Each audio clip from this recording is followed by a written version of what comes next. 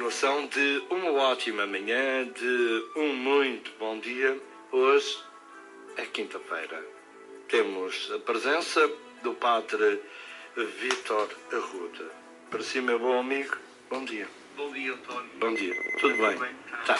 Mas se continuar a falar assim, não chega a ninguém, está bem? Não está chegando. Bom dia para todos os ouvintes e os nossos ouvintes. Feito dupla distração, tanto sua como minha também. Por acaso não estava atento aos microfones. Olha, já agora, e antes de... Eu gostaria que falasse em relação à ajuda fraterna. Fraterna Ajuda Cristã é um apelo que a gente faz. Fraterna Ajuda Cristã tem muitos sócios.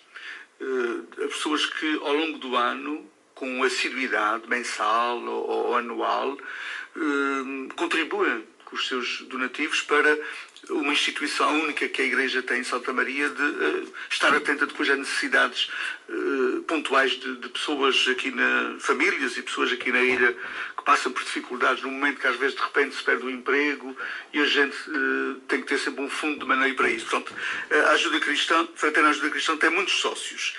O que a gente pede é que eles apareçam hoje, porque nós estamos a criar os estatutos da Fraterna Ajuda Cristã para depois serem aprovados pelo Bispo e enviados também para depois para o Civil, de tal maneira que a gente fique com personalidade jurídica e isto fique de facto, para a posteridade da ilha, porque isso foi criado no tempo do Padre Jacinto Monteiro, mas ainda não só está no nome. A gente quer que fique no papel também para a posteridade, porque é única nos Açores.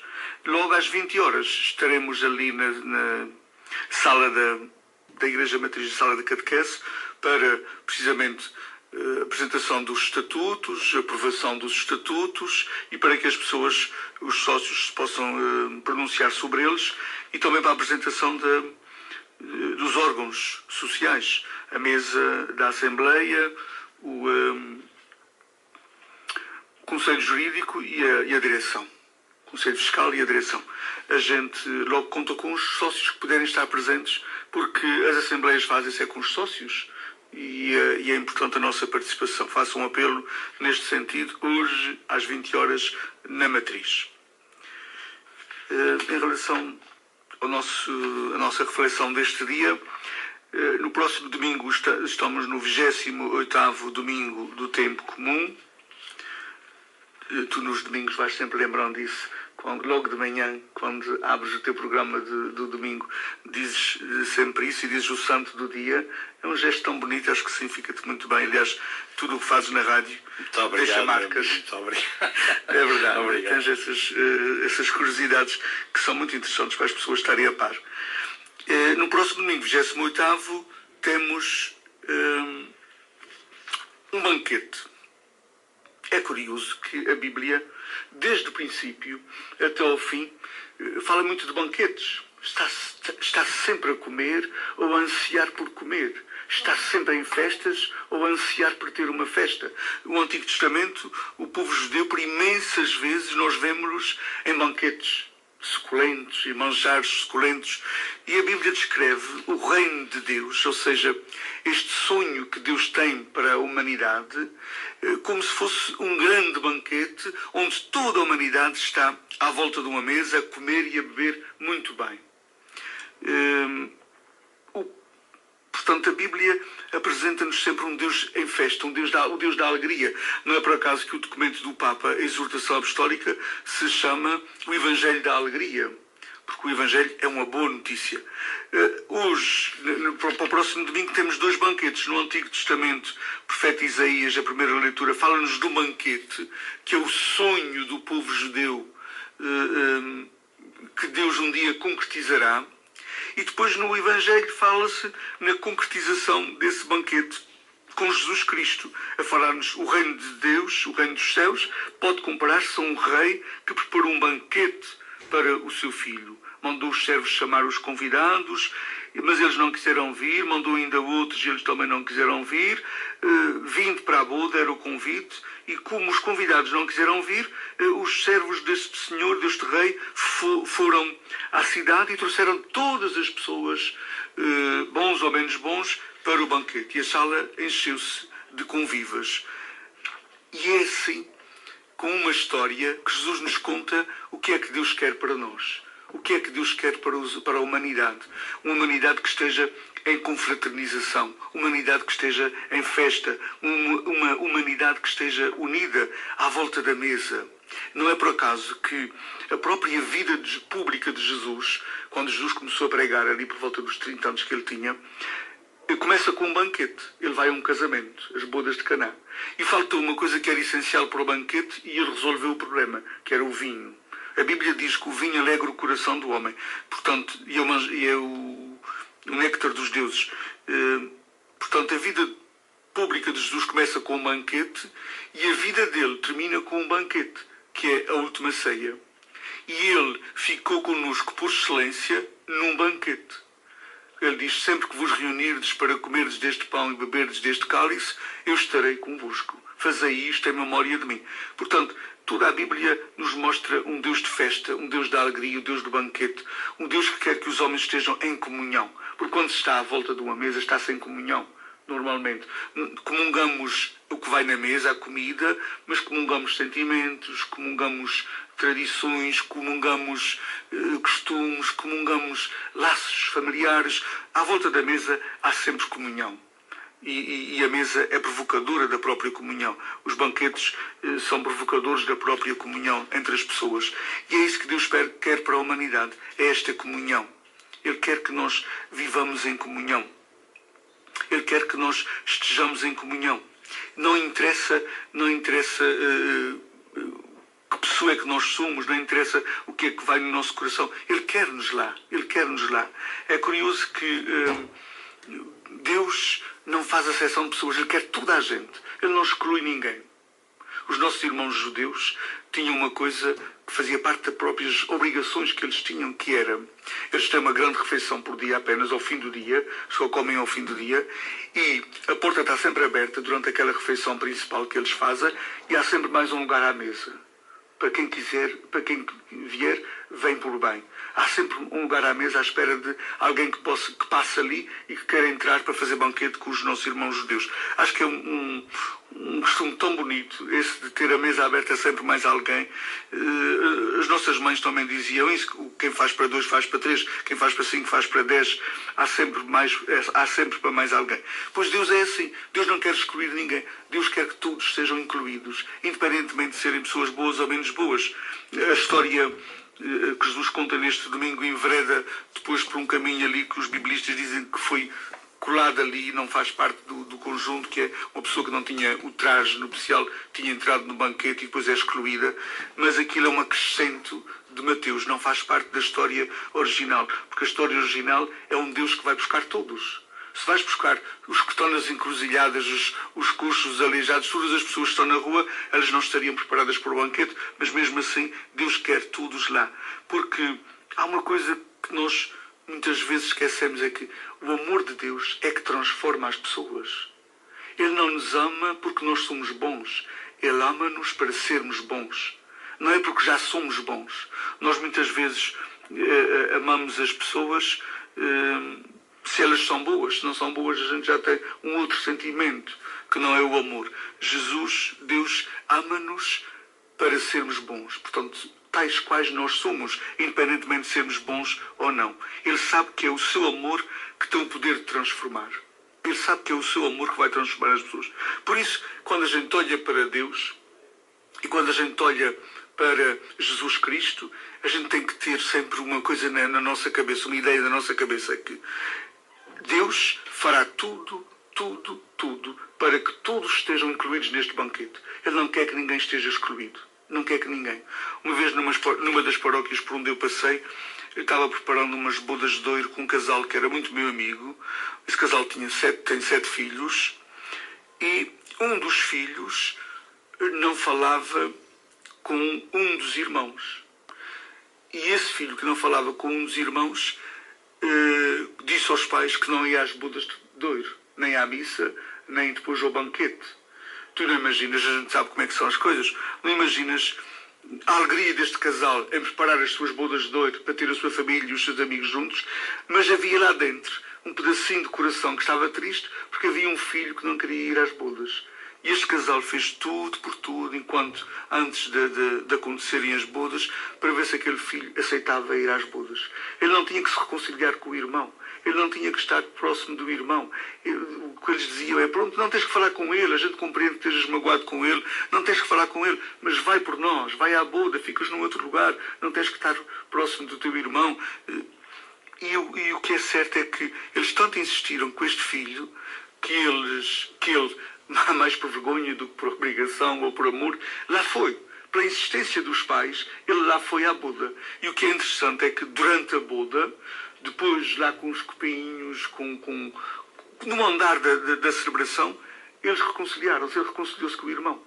Tiveram ali um pequeno, eu estava presente também nessa boda, eles tiveram ali um pequeno atrito, começaram a querer lavar roupa suja, mas depois a coisa deu a volta e eles lá se abraçaram e reconciliaram-se.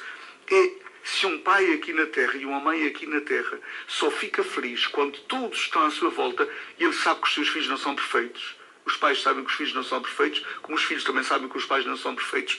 Mas o facto de não sermos perfeitos, isso não vai nos excluir. Não excluímos ninguém. Se um pai e uma mãe aqui na Terra querem isso para os seus filhos, quanto mais Deus. Ele vai querer, ele vai estar feliz se algum dos seus filhos ficar fora, por pior que seja. Mesmo que a gente diga, essa pessoa não merece, essa pessoa... Porque a gente não é amados por Deus por merecer. A gente é amados por Deus porque é só isso que Ele sabe fazer, é amar. Porque a gente precisa dele. É assim. Portanto, ele vai fazer tudo por tudo, de facto, para todos estarem à volta desta mesa. Este banquete que Jesus fala no próximo domingo é um banquete que nos desafia, nós aqui na Terra, a pensarmos se a gente, no nosso coração, na nossa vida, exclui alguma pessoa porque ela fez isto ou fez aquilo, ou porque ela é assim, ou porque ela é assado, ou porque ela faz esta escolha na sua vida, ou porque ela tem esta orientação sexual, ou porque ela tem esta orientação de vida, ou porque ela é divorciada e recasada, ou porque é isto, por aquilo. Se nós excluímos, a gente está-se a fazer maiores do que Deus. Deus não exclui ninguém, quem sou eu para escolher seja quem for. E isto, no próximo domingo, é muito importante. Nós temos que pensar nisto muito a sério. Temos que pensar nisto muito a sério. Porque às vezes os próprios cristãos, em nome da religião, excluem pessoas. Eu tenho grande fé neste sínodo que está acontecendo em Roma agora, o sínodo da família, convocado pelo Papa Francisco. É um sínodo extraordinário, portanto não estava previsto. Foi porque ele foi Papa e porque ele percebeu que era necessário que ele convocou este sínodo. É um sínodo extraordinário, portanto, e que vai acontecer em 2 momentos. Em 2014, estão lá agora os bispos do mundo inteiro.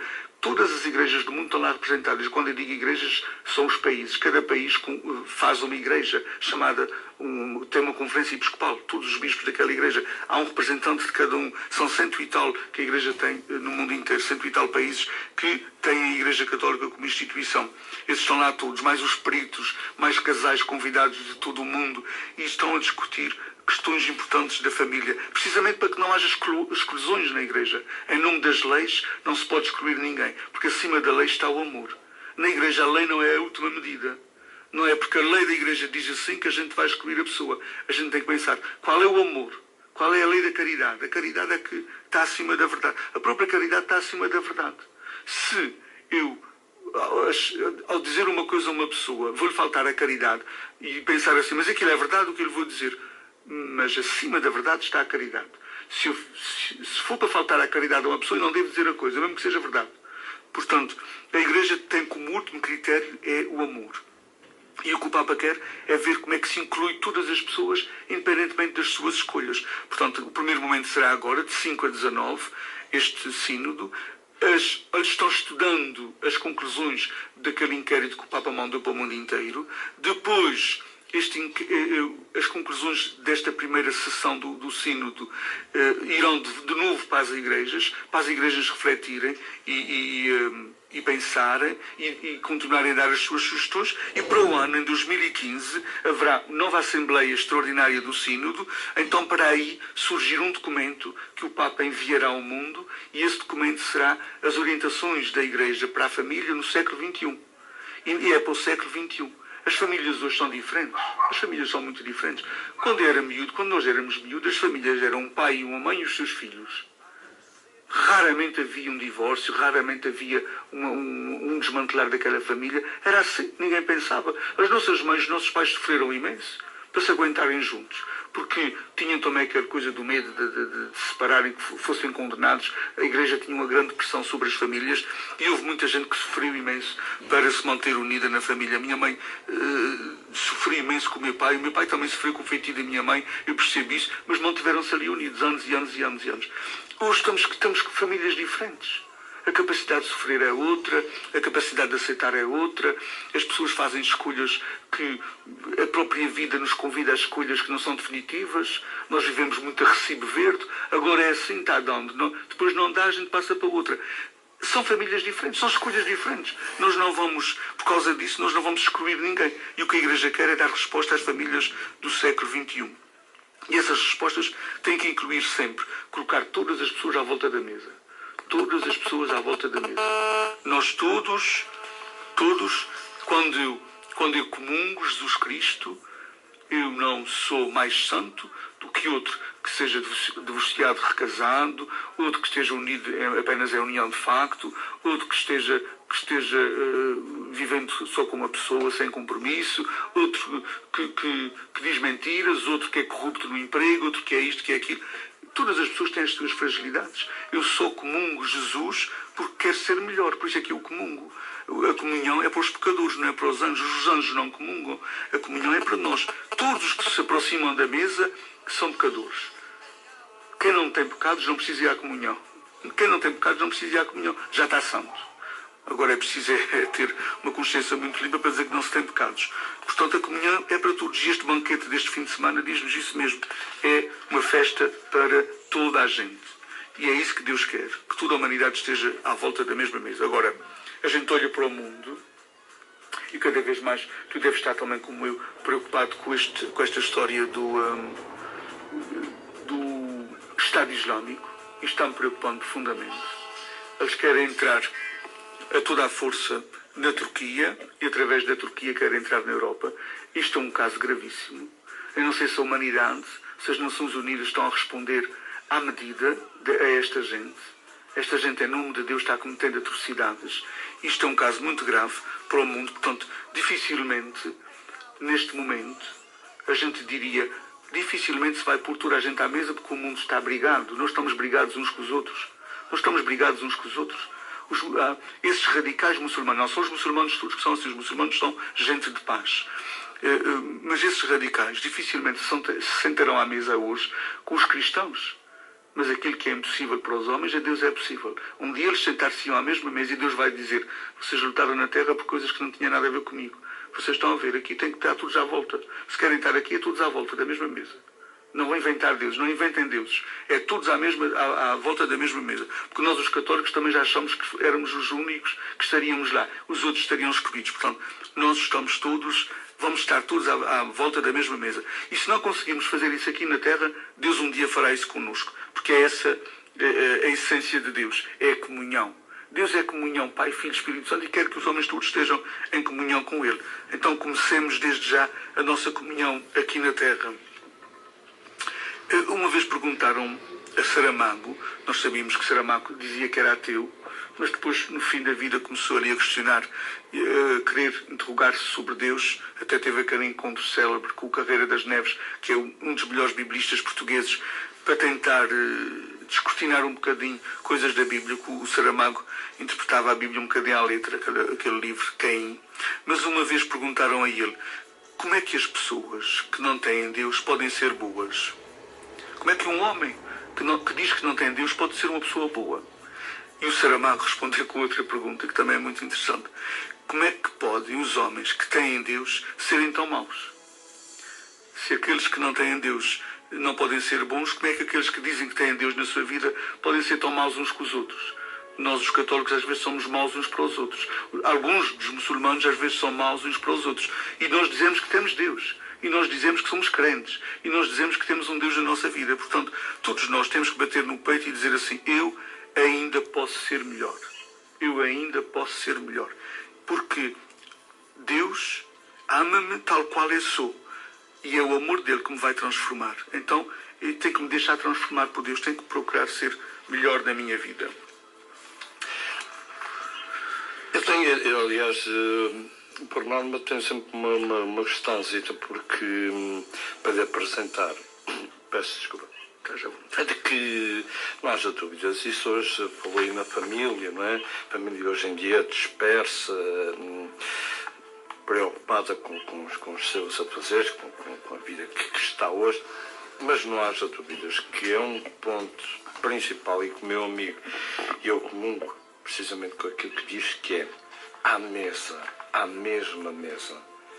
Muitas das vezes resolvem-se assuntos muito difíceis e que à mesa todos juntinhos conseguimos, vamos lá, solucionar muitas coisas. E é uma altura importante, porque ali alberga os pais, os filhos, os netos, muitas das vezes, e sentadinhos todos à mesma mesa, conforme estava a dizer, a comungar é muito importante, porque se resolve muita coisa. Uma das melhores recordações que eu tenho da minha infância eram as refeições que fazíamos à mesa. O meu pai trabalhava, estava na escola, os meus irmãos a trabalhar. Ao sábado ao almoço e ao domingo ao almoço, o meu pai fazia questão da gente comer todos juntos. A gente tinha que comer todos juntos. E são recordações excelentes, porque ainda hoje é à volta de um churrasco, é à volta de um banquete, na casa de um irmão ou de outro irmão. Já partiram os meus pais, mas a gente encontra-se em nome também daquilo que foi os encontros que os nossos pais provocaram connosco. A gente encontra-se à volta da mesa. Todos os anos, mesmo agora já estando em Santa Maria, a gente encontra ali um fim de semanazito, em fim de agosto, princípio de setembro, para fazermos o churrasco da família, na casa de um dos irmãos. E a gente, à volta da mesa, resolve-se tantas coisas, conversa-se, a gente recua no tempo, a gente lembra-se de histórias do passado, a gente vê como é que estão as nossas relações agora, a gente olha para os nossos sobrinhos que já começam a ir a esse churrasco também, eles próprios já gostam de estar no churrasco, fazem questão de estar lá. Pronto, e ali à volta da mesa a gente continua a fazer família, a manter-se unidos. Eu estava em São Miguel e vivia em Ponta Delgada, como sabes, e tenho irmãos na Bretanha, às vezes os via na Bretanha, que é 20 km, eu só os via de ano a ano nesse banquete, porque a gente não é de se buscar muito, nem de se telefonar muito. A relação está lá, a relação está. Uma relação não se mantém apenas porque todos os dias temos que ligar, todos os dias temos que nos ver, todos os dias temos que falar. Não, a relação está lá garantida, está garantida. Mas esse encontro, a gente quando estava juntos, é como se ontem tivéssemos estado juntos e, portanto, à volta da mesa nós temos resolvido os nossos problemas na nossa família. Muita gente à volta da mesa comemora acontecimentos importantes da família. Há um acontecimento de uma das pessoas da família, como é que se vai comemorar isto? Normalmente é com um banquete, normalmente é com um jantar. Há muitas pessoas que fazem, não gosto de celebrar os meus anos, não gosto mesmo, mas muita gente celebra os seus anos, que é um acontecimento da sua vida, é com um banquete, é com um jantar, é com comes e bebes. É assim a vida. Muitos agora das cimeiras do mundo, as cimeiras acontecem com banquetes. As cimeiras para resolver os problemas. Às vezes há pequenos almoços de trabalho. Portanto, sempre provocados pela comida, sempre provocados pela bebida, provocados pela mesa. Não é por acaso que a gente... Antigamente era mesmo pão e vinho, depois já que passou para hóstias, mas era pão e vinho. Porque Jesus ficou também foi aí, porque ele sabe que é ali à volta da mesa que a gente vai resolver os nossos problemas. Se nós não resolvermos ali, não é quando estivermos cada um para o seu lado que vais resolver. É ali à volta da mesa. Eu acredito nisso, eu acredito que este sonho que Jesus tem, este sonho já vem desde o Antigo Testamento de Deus. Jesus concretizou esse sonho iniciando esse sonho já na Terra, já não é um sonho, já é realidade. Jesus conseguiu pôr à volta da mesa todos. Ele consegue. Agora, os homens têm que querer também, as mulheres temos que querer e temos que fazer por isso. As missas têm que ser lugares de comunhão e de encontro e de reconciliação. A missa começa sempre com uma meia-culpa, um pedido de perdão. Não é só a Deus. Deus não precisa que a gente lhe peça perdão. A gente está sempre perdoados. Antes de eu pecar, já Deus me perdoou. Porque Ele sabe que eu vou pecar. Antes de pecar, já... Portanto, Deus não precisa que a gente lhe peça perdão. Absolutamente nenhuma. Os seres humanos, uns aos outros, é que nós temos que nos perdoar. Nós não temos que pedir perdão. Temos que nos perdoar. Porque é assim. É assim, o amor e o perdão são gêmeos. E é à volta da mesa que isso acontece muitas vezes. E principalmente hoje em dia, a comunicação social, que alguns querem ser os supers, os maiores. E nunca se ouve uma notícia que nos traga um bocadinho de ânimo. Não. estamos sempre, de vez em quando, calemos para ouvir aquela notícia. E quando, no final de contas, é uma notícia péssima. E nós olhamos muito para o negativo e fico muito triste. Em relação, por exemplo, agora à questão da justiça e a questão da educação no nosso país, eu não sou defensor deste governo e acho que eles fizeram tanta asneira durante esses 3 anos que serão penalizados naturalmente, porque é mesmo assim, nós cometemos muitas asneiras e às vezes teimosamente.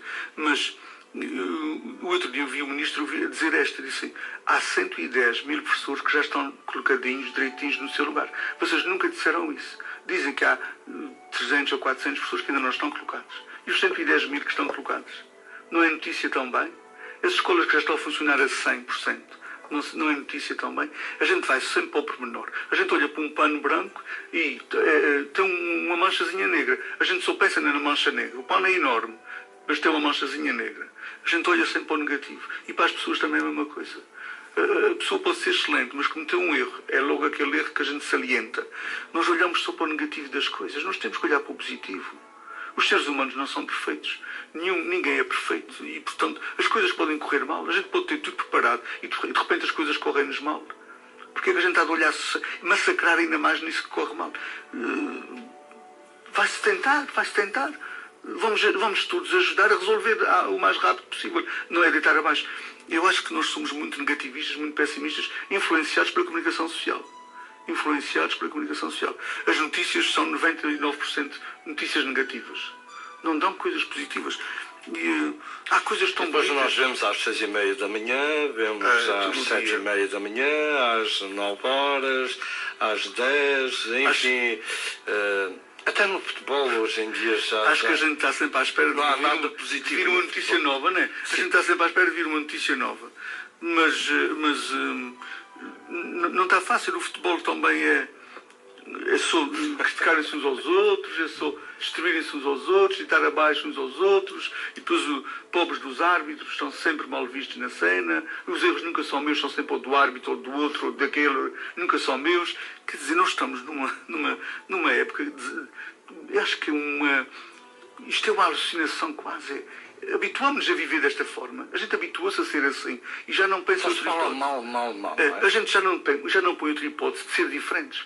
É mesmo assim que as pessoas são e pronto, vamos ser assim. Acho que a gente, feliz da pessoa que tem coragem de ser diferente. Feliz da pessoa que tem a coragem de ser diferente. De marcar a diferença. Mesmo que isso lhe traga problemas. Aqueles que foram diferentes ao longo da história foram os que mais sofreram. Jesus foi diferente. Não deixou-se levar pelos outros, não foi uma Maria entre vaianas, não foi um carneirinho atrás de carneirinhos. E a diferença marcou tanto, chocou tanto aquela gente que o mataram. Incomodou muito a diferença que Jesus fez. Jesus fez a diferença e isso incomodou tanto que o mataram. Os cristãos que não marcarem a diferença não estão a ser fiéis ao seu fundador, que é Jesus Cristo. Ele marcou a diferença. Nós não temos que fazer por sempre se fez assim. É aquele critério que disse a semana passada do Papa. Não é porque as coisas sempre se fizeram desta maneira que a gente tem que ser iguais. Carneirinhos atrás de carneirinhos. Nós podemos fazer diferentes e ser diferentes. E isso é uma homenagem que prestamos ao nosso fundador, que é Jesus Cristo, e que marcou a diferença e que foi diferente. E Jesus, mesmo numa pecadora, acusada por todos, ele via alguma coisa boa. Mesmo num ser humano que ninguém dava nada por ele, ele via sempre alguma coisa boa. Jesus era o contrário daquilo que a gente faz. A pessoa era quase toda má, só tinha uma coisinha boa. E era essa coisinha boa que Jesus pegava nela para transformar aquela pessoa. A gente é o contrário. A pessoa, nós somos quase tudo bons, temos uma coisinha má. E é essa coisa má que pegam.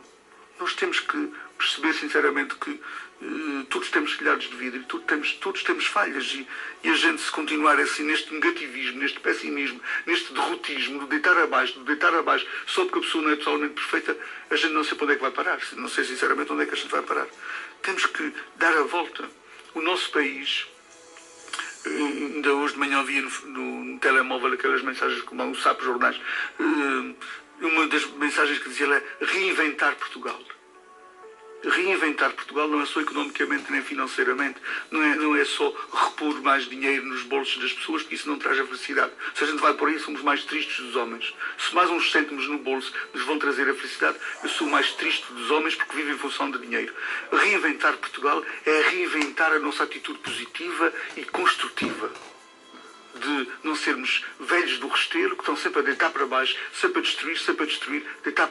Não, vamos ser positivos e construtivos. Isso é que é reinventar Portugal.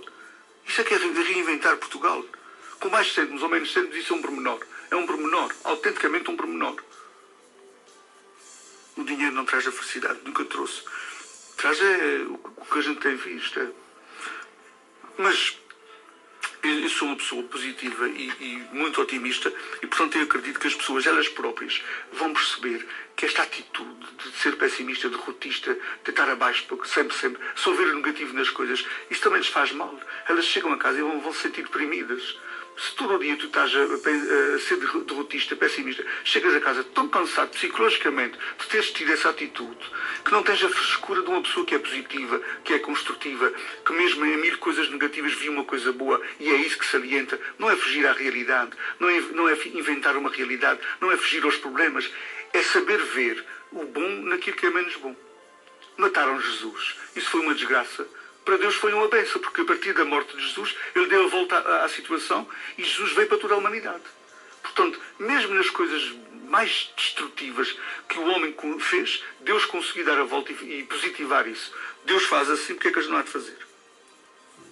Não foi desgraça nenhuma Jesus ter morrido. Foi uma bênção até, porque deixou de ser apenas para os judeus e foi para toda a humanidade. Veja, de uma grande desgraça, fez surgir uma coisa bastante boa. Nós também temos que olhar para o positivo de todas as coisas que elas têm, que todas as coisas têm o lado positivo. A gente não tem que estar fixados só no lado negativo. Vamos à agenda, António. Como já disse, hoje temos missa na Santa Casa. Hoje é a segunda quinta-feira do mês, temos a missa às 5 horas com os nossos idosos. Às 19 horas temos missa na Matriz, às 20 horas a reunião da Fraterna Ajuda Cristã. Amanhã a missa em São Espírito, no sábado a missa no aeroporto, domingo as missas no horário normal, 10 horas Matriz e São Pedro, 11h15 Santa Bárbara, 11h30 Almagreira, 12h30 Santo Espírito.